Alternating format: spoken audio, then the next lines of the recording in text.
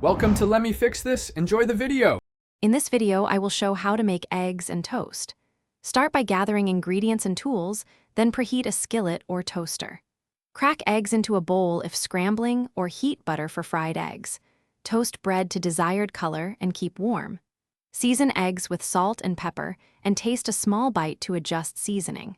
Plate eggs and toast together and enjoy a simple, satisfying breakfast with minimal fuss.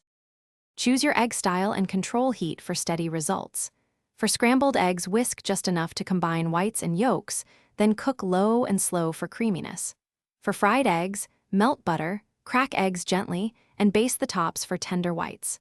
Poached eggs need simmering water and vinegar for a firm white and runny yolk.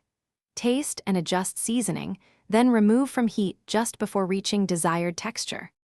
While the eggs cook, focus on toast to save time and keep everything warm. Use a toaster or skillet and aim for golden brown, not charred, for best flavor.